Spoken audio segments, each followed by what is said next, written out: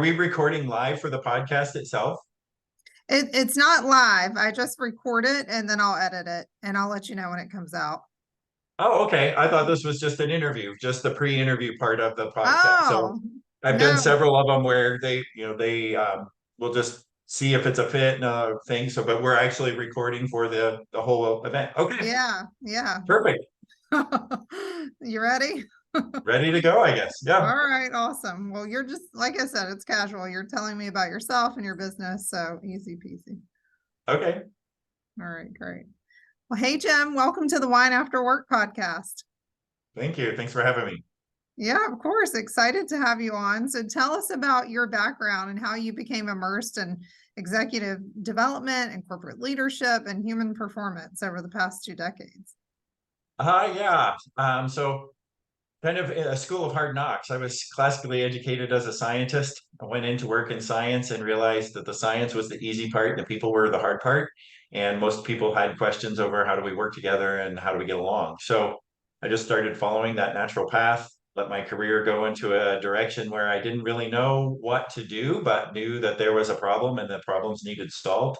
Um, Reflecting back on it, I realized a lot of my experience had been around leadership and organizational development, organizational design, even through college, even though that's not what I studied. It was all the organizations that I were a part of. And so I just started helping people.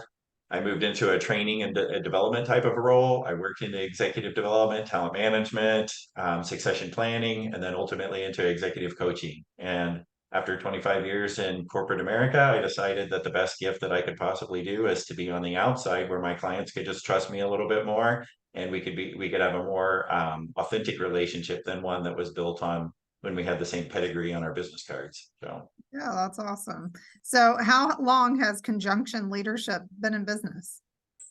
well, since 2017, I've had my LLC. Conjunction Leadership as a brand was birthed in 2020. Okay, awesome. And can you share some insights into the journey that led to its inception?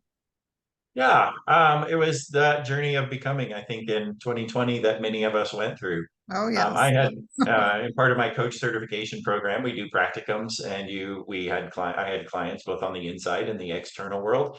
My job was really 100% coaching, so a lot of my clients came from the internal world that I was working in. The pro bono clients that I got on the outside were then the ones that during COVID started making greater pivots and greater strides.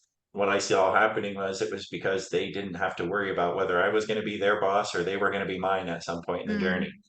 Mm, And what would happen is they were really authentically dropping into what was going on during that moment, during the all the social unrest and the fear and the anxiety that people had because of the virus, but also because of our work from home situations and yeah. the disruption that it naturally caused. All of that was going on in the inside of me as well, and I just realized that if this was going to be real, it needed to become real right then. And so, 25 years of corporate experience, and looking forward and saying, do I want to do the same thing for the next 10 or 15 years and just get my retirement check at the end of it, or do I want to go out and kind of pursue purpose and legacy even at this point? So I love essentially that. my journey is my client's journey. It's the same one that many of them are on right now, and I just was fortunate to go through it a little bit earlier. So Yeah, that's great. It's amazing how many people made a pivot during 2020, or at least plans to pivot while they were at home during that time. And I liked what you said in the beginning, just around how the science part was actually easier than the people part. I mean, it's funny because I'm in recruiting and, our product is the resume, it is the person. Like, we're literally selling their experience to our clients. And, it's always the unknown because you're trying to manage another human being, which is, really difficult. Try yes. to manage the outcomes and be as prepared as possible, but, there's only so much you can do. Yeah, science is somewhat predictable and somewhat empirical. People are neither of those. So true. Well, you've worked with some like really industry giants. Tell us about those experiences and how that kind of shaped your approach. Really impressive client list. Yeah, well, Thank you for that. What I had the experience of doing was helping grow and scale cultures in many different ways. And what I also had the experience of doing was helping new leadership teams transition into a different type of leadership during those periods of time of growth and change. It really helped form my philosophy a little bit. Was, a lot of times HR professionals in general get kind of called in at the last minute and they'll be told, we're going to change our culture, we're going to do something different. So let's start on architecting out what our culture needs to look like. Sometimes that's massive transformations in the way that we operate, and sometimes it's just brass plaques that we put our mission, vision, and values on and we hang by the wall. But what didn't happen in most of those journeys where we didn't start with the heart of a leader. We didn't start with embracing the identity that they've gained and the identity that they're going to have to shift to if that culture is to become a reality. And what, as a HR professional or a training and development professional, what I always felt empty about was the fact that we were putting events together and those events kind of fell short of their intended goal because people would go back to their organizations or their teams and they would either have a boss that was less than optimal or a structure that didn't really work for them. And they didn't see that the culture change was happening. What they felt Mm, was this was just another thing, another book, or another movement that someone had created. right. So it really started birthing within me that this whole philosophy that if the culture is going to change and we're all going to become better humans as the way we go through work, is the leader has to go first. The leader is the person that first has to go in their own journey of what does becoming a better human look like, making the way for their team and then ultimately for the culture. And as we build that out in those three or that order in those three ways, what tends to happen is we just ignite lots of little grass fires all over the company. And pretty soon the culture starts shifting and people get the emotional response that we expect out of that culture shift rather than just the logical response. So, Yeah. um, So it really has to be top down. it doesn't like people will often ask that. And I do think that it helps if the person at the top of the hierarchy or the pyramid wants to. But I've also seen it work where a team can start working very differently if they just break free from some of the reactive patterns that they've come Mm, up to and they believe that the culture around them won't let them do certain things. A leader of that team, even if it's a mid-level leader, can make a tremendous impact because their shadow always casts downward. If we light the fire with the team, then the fire burns upward too. And so I've had tremendous success in some of these things where we find the right leaders. They decide they want to become a better human and make a way for their team to become better humans. And then what happens is mid level leadership all unites. And pretty soon the person at the top of the pyramid says, what is going on? We've got to get ahead of this. We need to change. And so when that happens, the fire that burns upward, the leader at the top of the pyramid starts saying, hey, there's a cultural revival going on and I need to be part of it. So, okay. And I know you've worked with these really large organizations, but in a smaller one, do you find like one person or a couple of people, if they're not buying into the culture, can they become a cancer to the business? What's your take on that? yeah, I mean, it certainly can happen when I've seen that happen at least when there's resistors out there, right? And that's why most of my practice is focused on the executive coaching aspect of it, is because that resistor is we're not naturally hardwired to accept change, right? That most of Right. us would prefer to keep things status quo. Yeah. Even if status quo isn't really that good, it still feels comfortable. If there's a resistor out there, you can't really do that by just putting words on paper and atmosphere around them. What you have to do is help them pivot their mindset because something in there is holding them back from actually wanting to accept the change. If they can pivot a mindset, then they can adopt a new behavior and we're going to get different results. And I really, after 20 some years of trying to put people in classrooms and butts in seats, I realized you could just move the needle much, much faster with a one-on-one and help that person tap into what identity are they shedding and what identity are they gaining if they make this Wow, shift. that's good. That's awesome. Yeah, I can think of a couple instances where you need someone to shed that identity for the whole team to move forward. Yeah, Um, so tell us about your coaching. I know you're an ICF certified coach.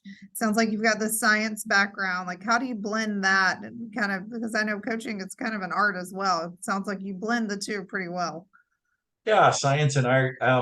Well, maybe the way the science comes into it is I work with a lot of leaders in all different parts of the business. And science or finances, those are very logical things. And most people use those things to kind of guide their decisions, even though they have an emotional response to it.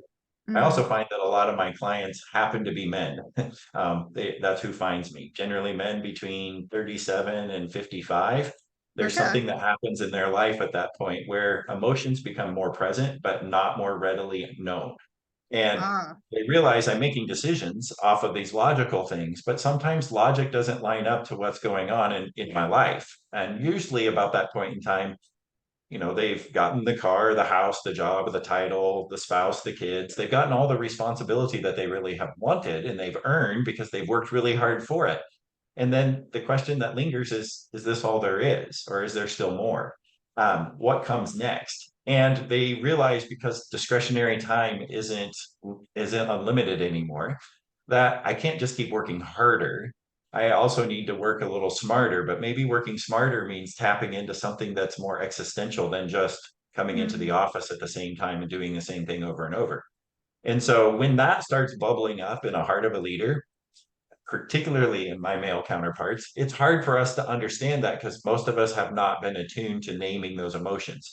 And what I right. find is if we don't name them, they start controlling us.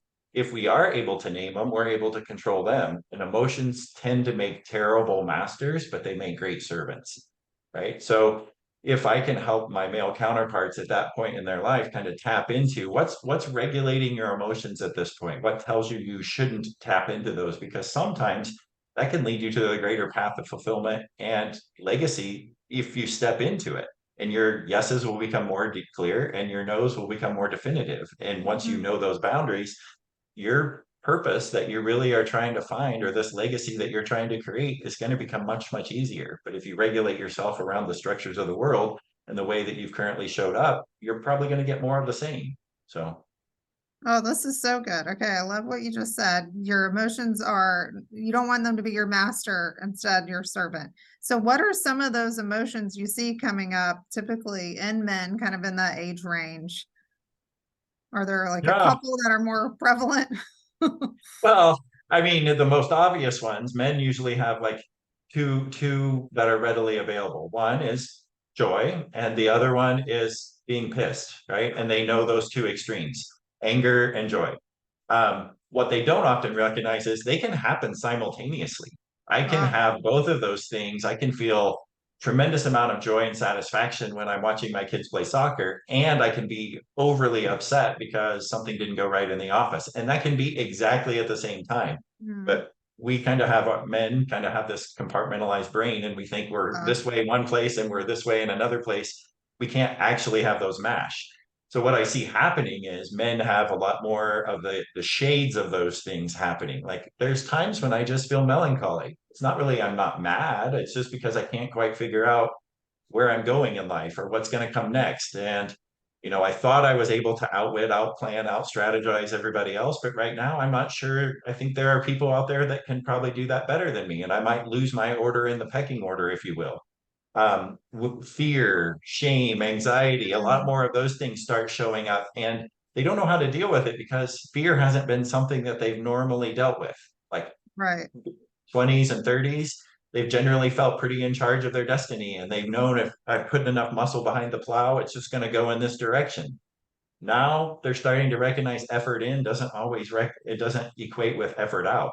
I'm not able to get the next promotion, or maybe I don't even want the next promotion. But if I put more Mm, effort in, I'm just going to get more time away from my family. And I really would like to have more time at home. But yeah.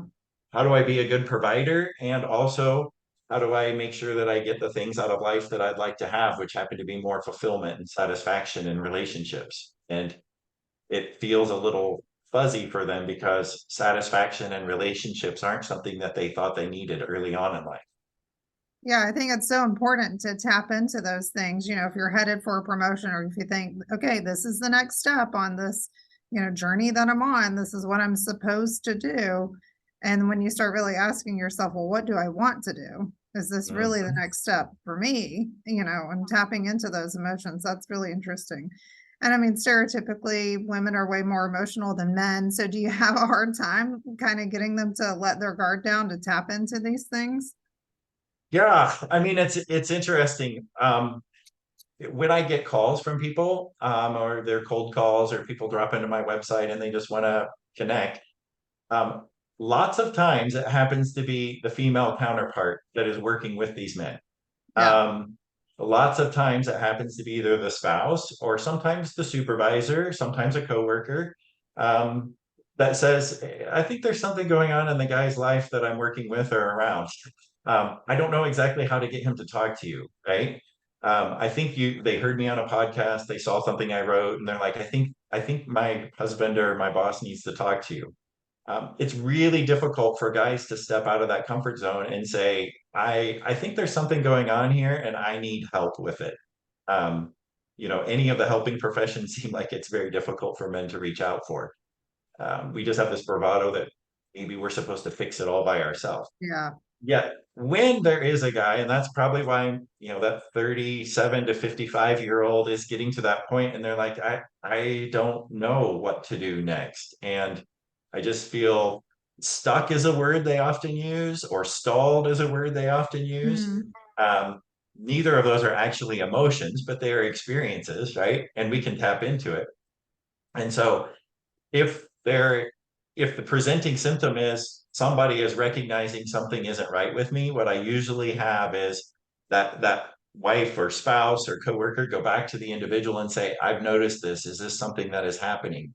Because the greatest fear that most of these guys have is, I've been trying to hide it from everyone. And now if someone sees across that barrier and they see that I'm not able to hide it, I will actually be able to talk about it. And they don't they just need someone to acknowledge that it's okay Yeah.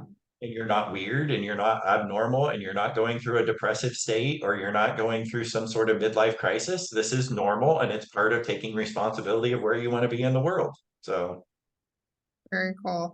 Are you able to share with us a success story or an example of a transformational journey that, one of your clients has experienced through conjunction leadership? yeah, absolutely. One of the ways, and maybe back to the question of how does science blend with art here, I use an instrument that helps map that journey of adult development for people. And it maps our reactive tendencies as well as how do we pivot into our creative competencies where we're able to kind of self-author our future, both on task and relationship balance. But um, there are three basic ways that most leaders will show up in their reactive tendencies. And this is the way that we've learned to like hone our gift. Sometimes that's because we're able to over control things and over plan and just kind of outwork other people. Sometimes it's because we can out intellectualize other people. And sometimes it's because we're just really good with relationships. And all of those have gotten people where they want to be until they overuse them. And then sometimes they realize I lose myself in the journey or I distance myself from relationships if I'm smarter than other people, or I can just overwork other people and leave dead bodies in my wake. And all of those things are probably not going to be healthy for them long term. What we can help them do is kind of pivot into their creative competencies, which are correlated both with leadership effectiveness and business results. And when they see that this whole other world is open to them, what we have to do is help them kind of get away from it. So I was working with a leader who recognized that they have a tendency to be over intellectual, that they Mm. always need to be right in the conversation, and that they needed to study harder than most people because for them to be the CEO of their company meant that they needed to have the breadth of everybody's job so that they could tell them what to do. And as we mapped this journey, and they recognized one of the things they wanted to be better at was developing team play and mentoring and coaching because their tendency to be smarter than other people also gave them the appearance of being critical and being almost too controlling. Um, One of the opportunities that they shared with me was they wanted to create this global network of people coming together and they were going to create a new product development forum. And in that forum, they were going to have people cascade the vision for the company as well as create the new products. And he proceeded to tell me, here's how I'm going about it. I'm going to bring them together. I'm going to tell them what to do. I'm going to tell them here's what they're, make sure there's forum for shared learning and da da da da da. He laid out the whole plan. My job was just to reflect that to him. And I said, it sounds like what you're doing is putting together a plan of which you're going to become another project manager. And that's not going to achieve your goal of getting more time to think creatively. He's like, I guess that's true. The pivot here was getting him out of the fact of saying, I've got to put the meeting together and control it, to getting to the point of saying, all I have to do is create the vision and the architecture and then empower Mm. people to fulfill that. what he was able to do was bring the team together, actually have them just say, in the next 3 months, this is what we've got to come accomplish. And I want you to come back with your new product development ideas. However, you need to get there, the resources and tools you need, I will empower you to do that. But I'm going to step out stage left. And in 3 months, I'll come back and figure out what this looks like. When they did that, what happened was the whole team play and empowerment and mentoring and coaching really started to take off because people were coming back to him asking questions rather than him Right. going in front and directing. These types of pivots are really what free people up because I work with a bunch of CEOs and they don't have a lot of time to be directing and controlling everything. Yet that's the pattern of behavior that they've gotten accustomed to. So Uh-huh. getting them to accept more of the role as the visionary and the architect and the coach of the situation is a huge mindset shift and identity shift that I don't have to over control and I don't have to be smarter than everybody. What I have to be is just a bit more ability to get more good out of more people. So, Yeah, and I think that's a lot of pressure for the CEO to think I have to do everything. I have to be smarter than everyone, know all their jobs. I have to control all of this, not only have the vision, but then implement it across the team. And really what you're coaching, this is more exciting for the team. They're getting involved, they have input. I think it's obviously exciting for them and then in turn exciting for the CEO as well. Like, hey, I can be thinking about other projects and still create this big vision without having to control it all. I find it mostly prevalent I mean, it's in big organizations too. Large corporations have a lot of structure, but even in scaling organizations where a very industrial, entrepreneurial individual started the company, they probably do know most of the things that need to occur in the company, and they probably got it strapped together by the sweat equity that they put into the business. And when they have to make that pivot because now they're scaling and they're growing and they're adding more people, what happens is they want to over control that because they do know more than most people in that company and they've been there the longest in Right. general cases. But what they often neglect is the fact that if we keep scaling and growing and I just keep adding more flawed and broken people to a broken system, we're just going to get more mess and chaos in the outrun, right? One way to scale and grow an organization is to reduce the drama tax of which we all work together and the conflict that we currently have by helping us all work together more effectively. And ultimately, that's the mission of conjunction leadership is, work has sucked for way too long for way too many people. And then Yeah. when work sucks, we come home drained and tired and frustrated, and we don't give our best to our families or our communities. Right. The PTO teams go without leadership, the local governments go without leadership because everybody's so tired sitting on their couch at the end of the night. And I just have a belief that someday work is going to help us become better humans. We're going to actually use what we learn in our work settings to make our communities and our world better. But if we're going to do that, it's got to require that CEO or that leader or that person that really wants to go first in this journey to say, I figured out how not to have to be so reactive to my situation, and I can lead the way physically and also verbally for other people to see that this is possible. And my team will come behind me, the organization will come behind me, our cultures will be renewed, and people will get off their couches at the end of the day and actually go help solve some of the problems of our world. Yeah, So, that sounds like a perfect world. yeah, I someday. like the vision for it. Can you shed some light on the disrupt, bridge, and grow process that you guys offer? Yeah, yeah. It's really three distinct phases in my coaching journey with people. As you might imagine, everyone, well, not everyone, but a lot of people will come to a coaching journey and say, I want growth. Here are my goals. Here's where I want to go. I want to become We the hear a next lot of people say CEO. they want growth. I'm like, what does that mean? Yeah. I want more money. I want another title. I want whatever. That's the things that they want. And in order to get there, there's some growth that needs to occur. So they might recognize that.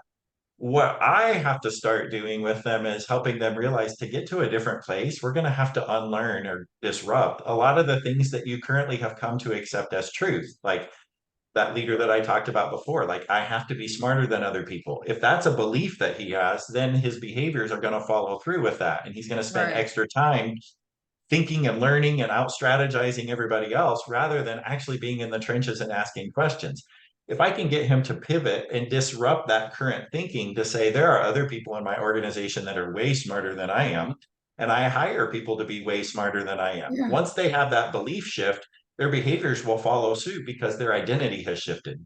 That's the Mm, bridging phase. Is now we okay. have two competing tensions in phase where, I was one place and I'm currently thinking about moving to another place. These tensions are going to require a bridge to get there. And once I do, the growth part of it comes pretty natural.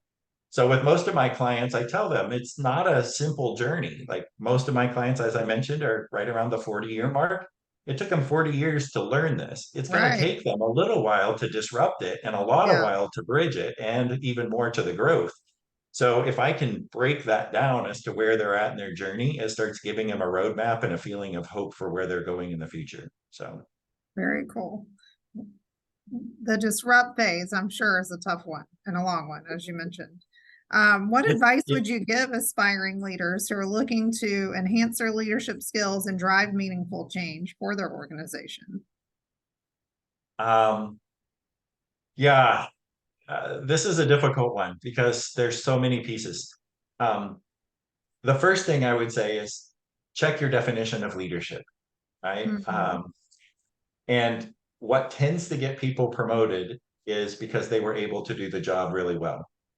Uh-huh. What tends to keep people in leadership positions is because they know how to work organizations and they know how to work people and they know who they are as an individual. Um, most people want business growth. I tell them that business growth is synonymous with leadership growth and personal growth. Like the business will not outgrow your ability to outgrow yourself. So Yes. if they have a faulty definition of leadership, then it's difficult for them to lead differently.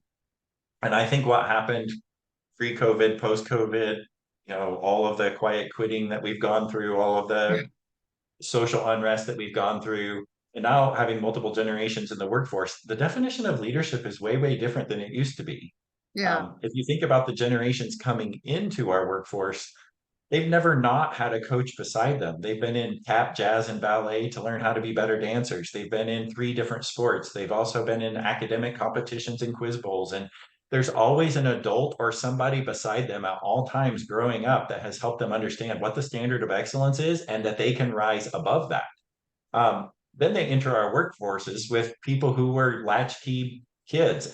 They grew up knowing that I had to come home Yeah. and fix my own food and I had to put myself on the school bus in the morning. Otherwise, it wasn't going to happen.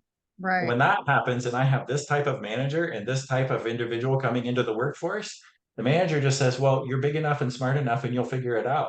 And the individual coming into the workforce says, no, that's not going to work for me because I want to know that there is a pathway for me to become the CEO. And Mm. we have this mishmash of culture happening in our workplaces. We also have an ideology that work is now it needs to be more fulfilling to me. It's not just about the rewards and recognition. It's not just about the gold watch at the end of the journey. Right. It's about making difference in the world. With this entire social pivot that's gone on in our workforce, the definition of leadership certainly is no longer around directing, controlling, planning, and strategizing. It's around coaching and vision and architecture. It's around helping people realize their fullest potential in the workplace, not the sticks and bricks and the structure that we put around them to keep them in their box. Right. So a long answer to your question, but I really No, think it's that so interesting. I really think the first thing that they need to do is just check their definition of leadership. Yeah, that's good. So start there. What is your definition? And I think, like you said, it's been changing, way back when I was growing up, you would think a man, he was loud, probably a little bit of an a-hole, very, trying, like Yes. you said, directing everyone, controlling everything. And it's so different now. A leader, like you said, can coach people up and be encouraging and, it's kind of steering away from that original idea like you see in the movies, that Yeah. stereotypical Yeah. boss. Dolly Parton, Vers- 9 to 5, right? So, Yeah. Well, finally, tell us about the exciting projects or developments that we can expect from conjunction leadership in the near future. oh yeah. Well, we're in the midst of putting together a book, figuring out what Oh, that's all the exciting. chapters and all that looks like. So we're heavily in the midst of ideating. No writing has occurred at this point, but Okay. storyboarding certainly has. Well, I hear it's like We're birthing a baby, so it's a long process. I don't have that lived experience, but we'll we'll table that to another time. So we're rapidly expanding our client base. My background, as I mentioned, is in science. So many of my clients originally came from a scientific background, but today Okay. they're coming from all facets of the world, mining and minerals to interior design. And Mhm. then we're putting together a lot of one of the next projects that we'll be working on is some cohort groups. So now I have enough clients out there to understand that some of their needs are very similar. And sometimes it's not really a coaching thing. Sometimes it's just a relationship thing. Or particularly in this men's space, it's okay for men executives to start tapping into emotions, but they need to see other executives who do that. Because if they don't, it's not culturally normalized for them to Mm. do so in their work environment. And I need them to see that there are other businesses and other leaders out there who do this. So some of the cohort groups that will be getting started will do just that. So Yeah, that's exciting. Well, Jim, where can we find you and Conjunction Leadership? And I'll drop these in the show notes for everybody. yeah, my website, conjunctionleadership.com. That's always a good place. And I'm most active on LinkedIn. So there's at least one daily post, oftentimes two daily posts on LinkedIn that either has something that I've authored or something that I found in the marketplace that I think is relevant to the people that I serve. And then I have a business page also on LinkedIn for Conjunction Leadership. So, Very but nice. me personally and my ideas, it's just at LinkedIn at Jim Bishop. So, Okay, well, I'm impressed by the 2 posts today on LinkedIn. thanks. Very cool. Jim, thank you so much. This is really interesting. I loved having you on the podcast today, and I think, I love what you're doing with male CEOs and leadership. Perfect. Thanks, Bryce, for having me. It was really a joy. Awesome. Thanks, Jim. Okay.